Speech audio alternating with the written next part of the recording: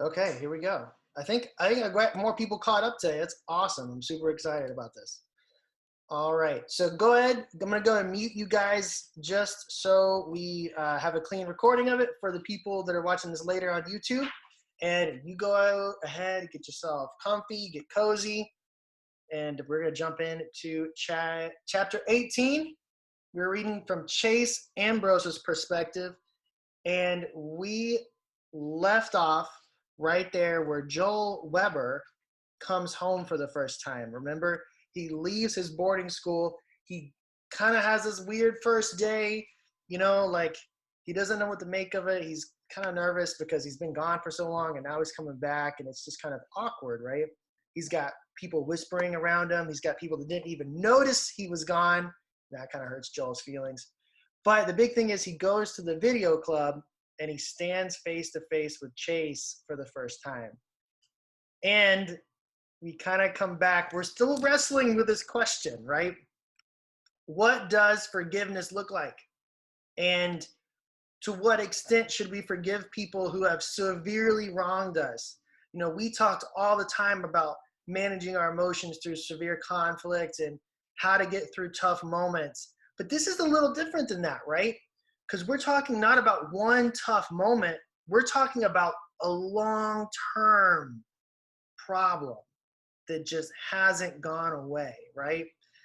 And that is challenging, right? Like, what do you do when you don't just have one tough moment? You have conflict and conflict and prolonged conflict. And that's what happens with this bully, right? Chase bullied Joel for an entire year, it says. And now Joel's back face to face with this person. And Joel's trying to wrestle with this, like, what does forgiveness look like? Chase has obviously changed, even though it wasn't on purpose. And what happens?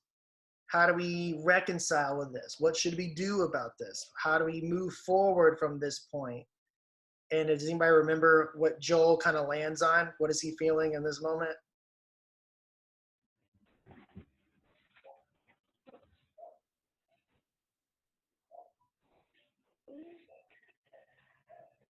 What does Joel think about? Like, what is Joel's last thought after he talks to Chase for the first time?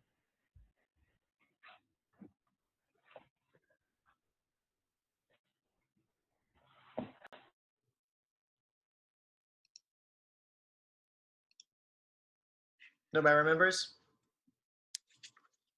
Oh, y'all are using the chat box.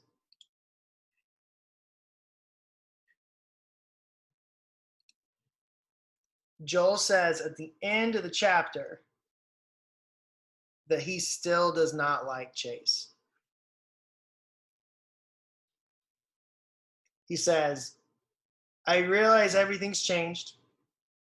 Here, I'll read the last paragraph, okay? Up until this moment, I had no idea how I'd react to meeting Chase Ambrose again after all these months. Now, I know. I completely believe that he has amnesia and can't recall the stuff that happened between us. I believe that he's changed and then he honestly regrets what he did to me. And I know something else. It doesn't make any difference. None. Zero. Zilch. I still hate his guts. So that's Joel saying, I realize the truth. The Chase is different and he feels sincerely bad. I still hate him.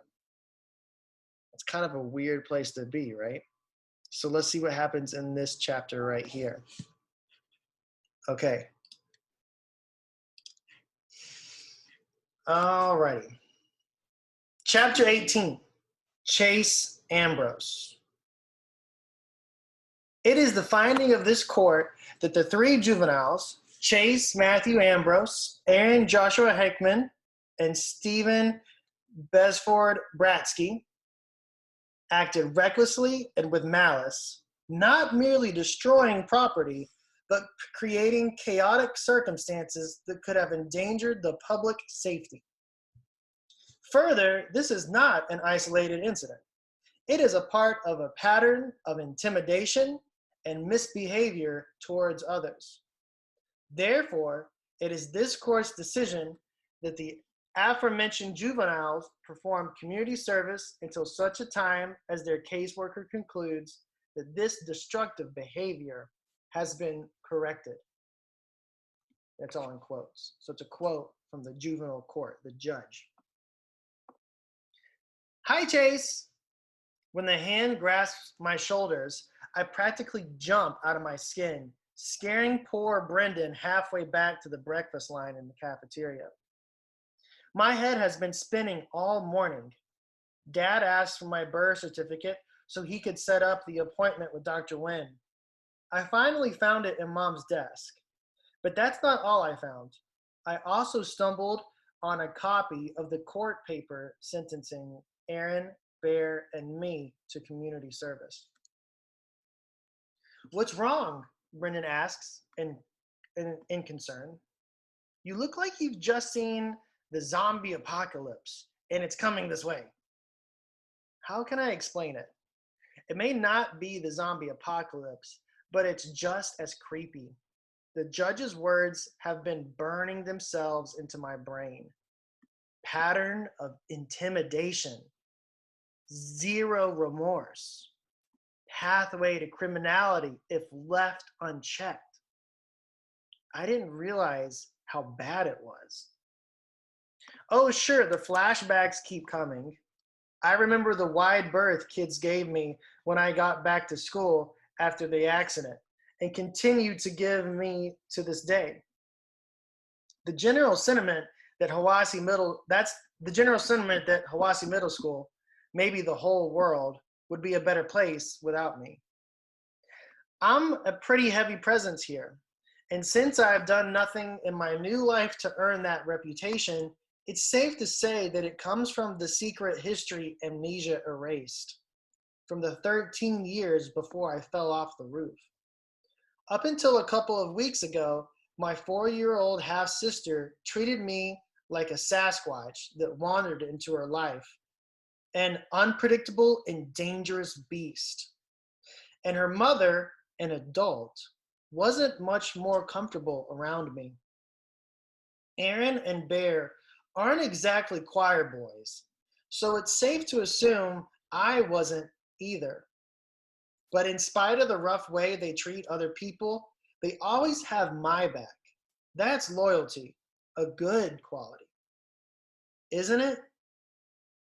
I close my eyes and see the empty velvet case from Mr. Soloway's closet. Brendan, how bad was I blurt. An English muffin rolls off his tray and hits the floor. Well, what are you talking about? He stammers. Leaf Man could have never happened if it wasn't for you. I mean, before, I press. The old Chase. Who cares? He insists. You were really different then. I know I was different. Different how? Did I ever do anything to you? After a long silence, Brendan runs a finger across his right elbow. When I look close, I realize there's a scar there, partly hidden, about half an inch long. My heart leaps into my throat. I did that. I was leaning over the drinking fountain. You came by and shoved me in the back of the head. It took 3 stitches. Brendan, my voice is husky. I am so sorry. You know the worst part? He goes on. You just kept walking. You never even bothered to turn around. No follow-up. That's how nothing it was. That's how nothing I was. I can't speak. I think of Aaron and Bear, our loyalty. It kind of doesn't mean as much as I thought it did. Anyway, Brendan tells me. Like I said, you're different now. I'll catch you later in video club. I watch him walk away. I don't know what I'm so broken up about. I haven't learned anything new today. Not really. The stuff in the court document, that's old news. I smell it in every corner of this school. And even if I needed confirmation, it's right there in Joel Weber's eyes. Fear. Like real fear. It hits me that no matter how different I am, no matter how much the video club accepts me, or even Shoshana does, I'll never be able to erase Chase Ambrose who could strike terror in an innocent kid's heart. Aaron, Bear, and I must have been no strangers to that look when we were turning Joel's life upside down. I guess having the power to torture another person made us feel like big men, especially when we picked somebody smaller and weaker who was into music instead of sports.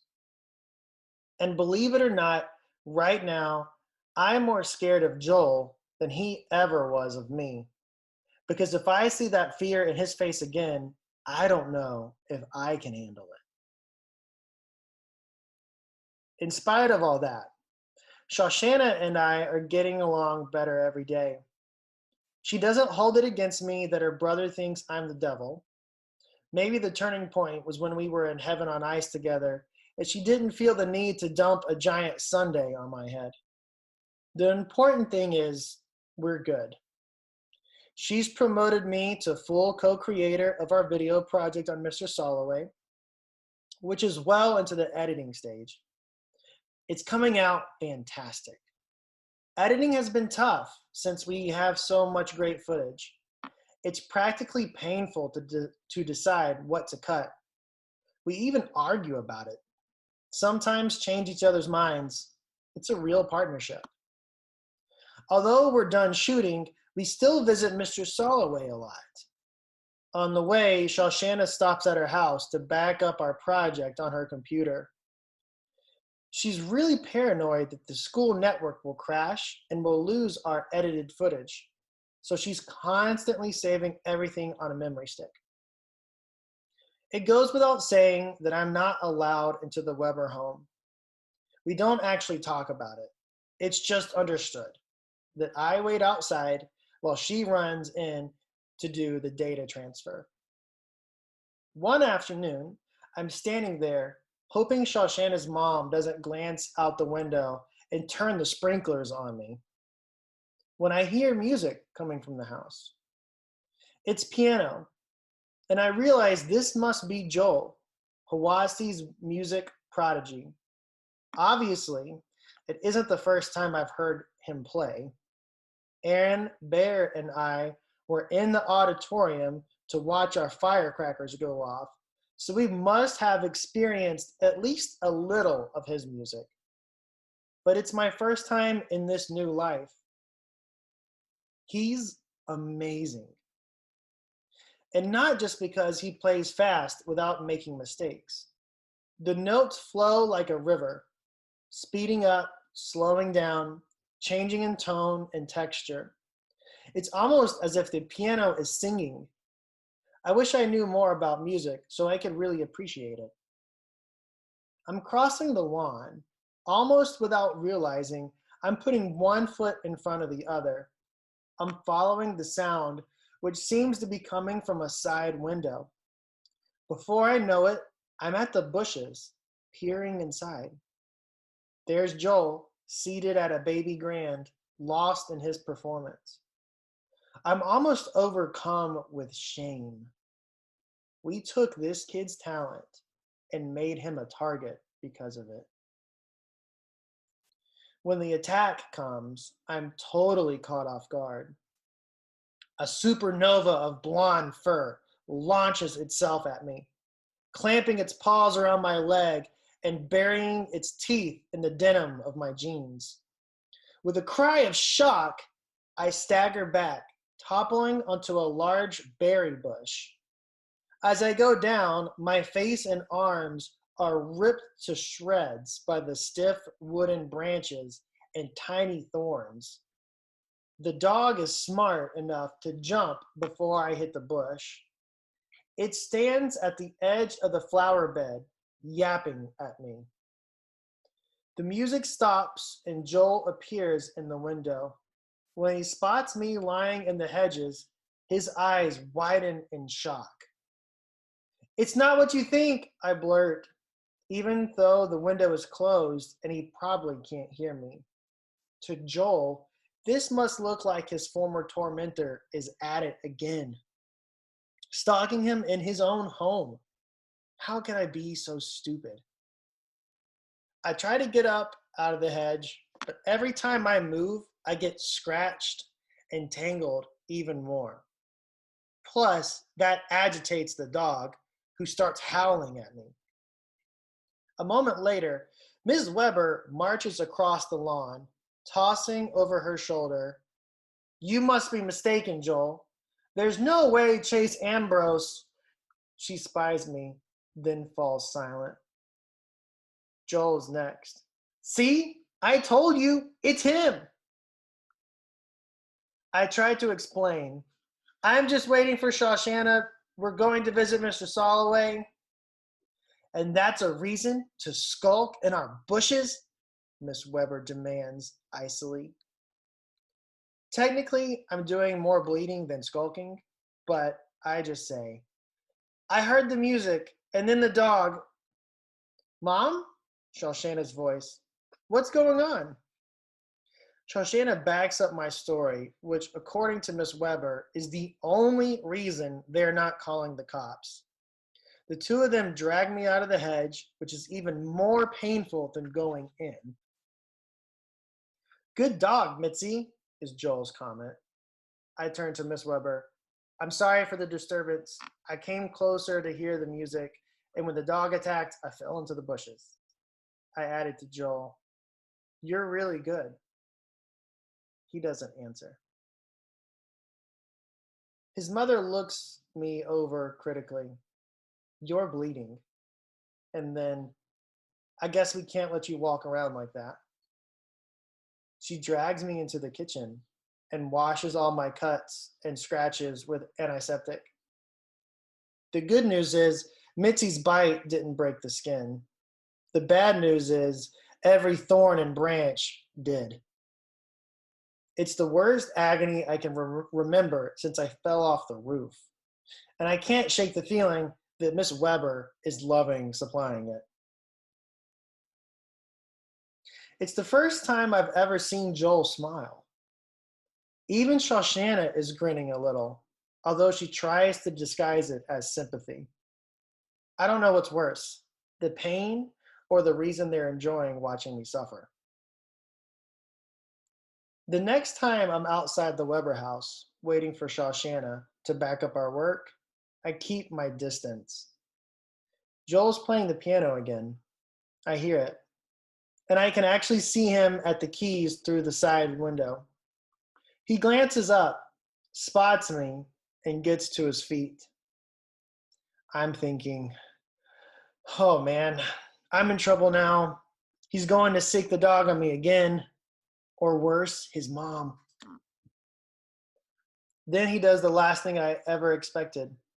He reaches over, opens the window, and goes back to practicing. If I didn't know better, I'd swear he wants me to listen.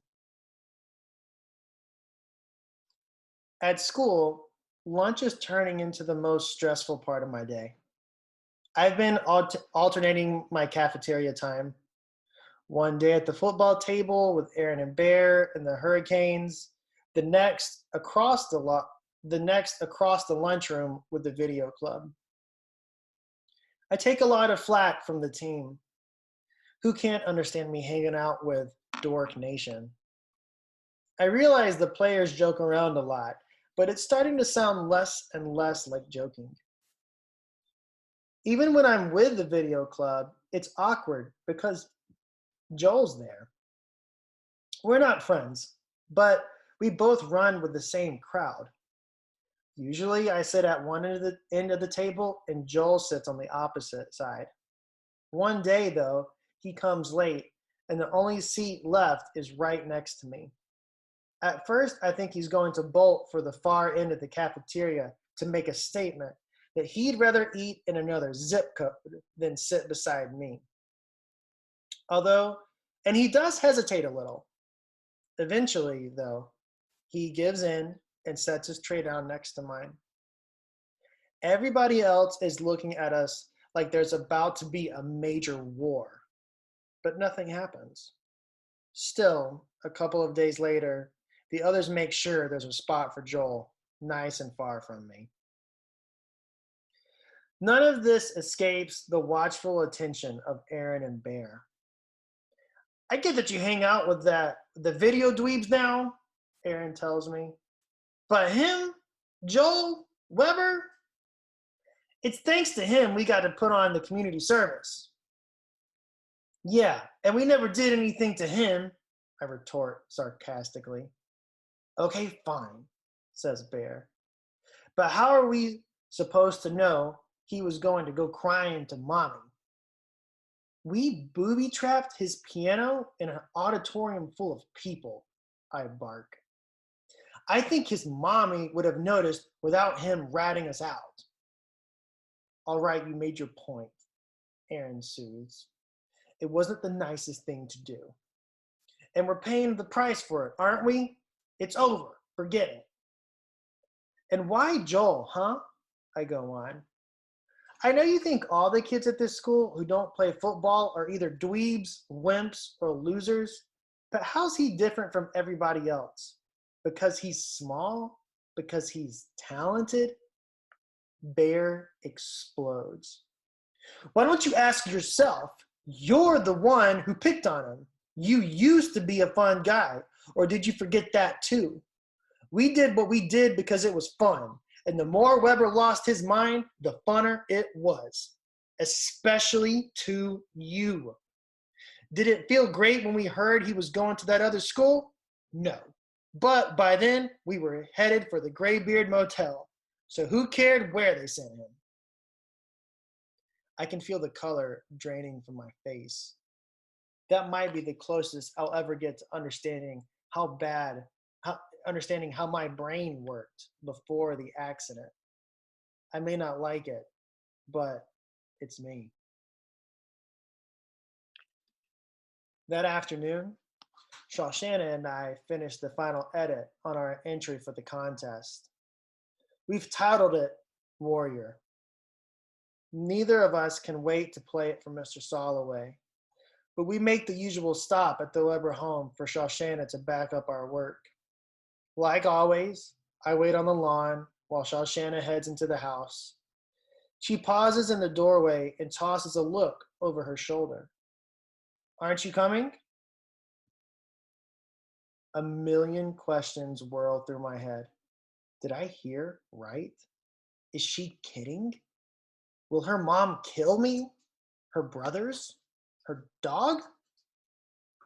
Yet somehow I know that if I ask any of them, I'll spoil it. And the opportunity will be lost forever. So I follow her into the house. Miss Weber sees me first. She stares at me for a second and then goes back to the book she's reading.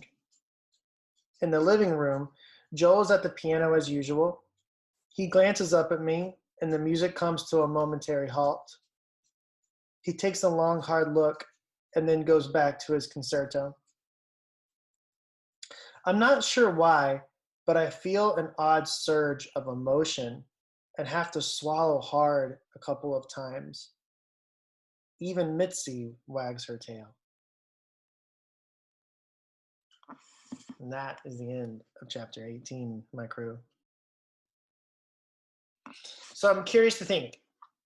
There's one character in here who's kind of pushing the Weber family to be really uncomfortable. And I know that the character has also been uncomfortable with this at times before too. But if we're talking about this theme of forgiveness and wrestling with reconciliation, right? Do y'all know what it means to reconcile with something? Does anybody know what that means? No? Okay. Torsten, you want to try to give it a shot?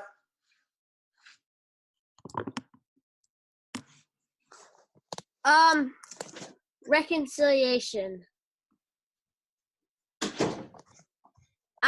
Catholic. I do private school religion.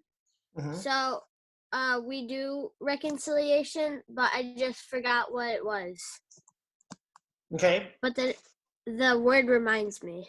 Okay, so it's sparking up some connections with you. Yeah, a lot of different religions use this word a lot. To reconcile. Rose says reconciliation is forgiveness. You're absolutely correct. Yep. That's what we hear a lot of in religious context. So I'm going to build off what Rose is saying a little bit. Reconciliation is forgiveness, but it's typically like forgiveness for something really hairy and uncomfortable and hard to understand and hard to handle, right? For example, if someone cuts me in line at the grocery store, I'm not going to reconcile with that person, right? Like that's a small problem, like that's just like whatever. I could bring it up to them or I could just forgive them and just move on, right? That's not deep forgiveness. This isn't like someone stepped on your toes at the at recess, or someone like took your ball at recess, right? Like this is something. Reconciliation is much deeper. It's a much bigger level of forgiveness, and it's typically a lot harder to do, right? Reconciliation is forgiveness that's typically a process. For example, going back to the playground conflict or my conflict in line at the grocery store, there's no process for me to let that go. It's just like, so it's like that size of the problem chart we have. It's so small, we don't even need to really address it. Or we could address it on our own and then move on quickly. But to reconcile with something, it takes time. It takes a lot of reflection. It takes a lot of patience. It takes a lot of emotional investment, right? And what character in the Weber family is kind of forcing the family to reconcile with Chase being different now? Shoshana? Yeah. She keeps bringing Chase around, knowing that Shoshana's a smart character, right? She's one of the main characters, and she's super witty, and she's very intelligent, and she knows that she's making everyone uncomfortable, right? She knows that just hanging out with Chase was bad. She fought about it with her families. She knows that hanging out with Chase is making Joel a little uncomfortable, but she forced Joel to like interact with them. And then at the end of this chapter, she's inviting him into their home, right? It's kind of an interesting perspective. You got one character who's kind of pushing the narrative along by creating little mini conflicts to help the family reconcile with the past. It's one perspective to look at reconciliation in this story. Does anybody else, and I'm going to leave you with this challenge, right? Does anybody else see another character who's having to reconcile with something in their life?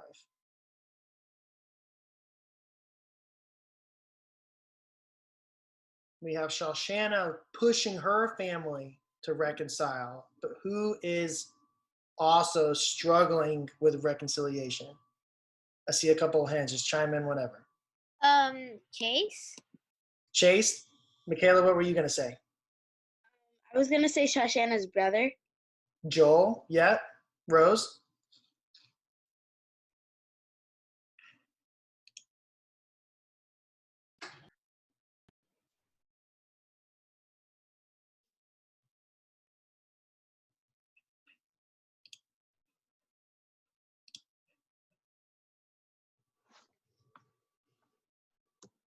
Let's see what Rose says. She's typing now. That's why we're pausing for a second.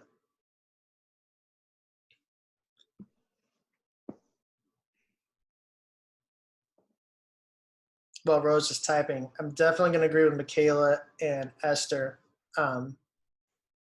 Joel's trying to reconcile, like, how do I forgive this person?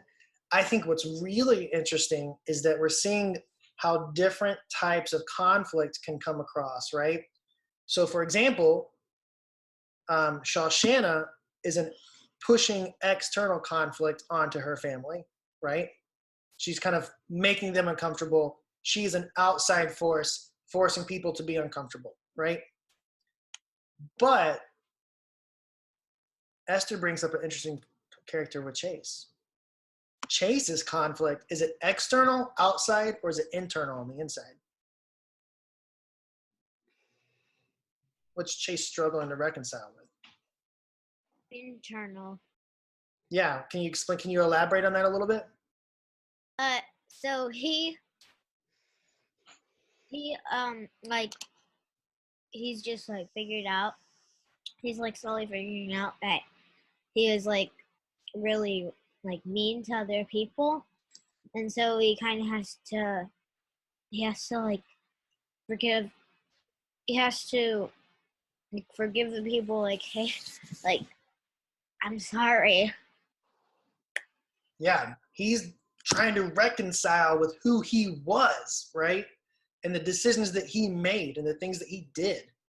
And that is so uncomfortable. We talk about reconciliation being a process and kind of sticky and hard to do.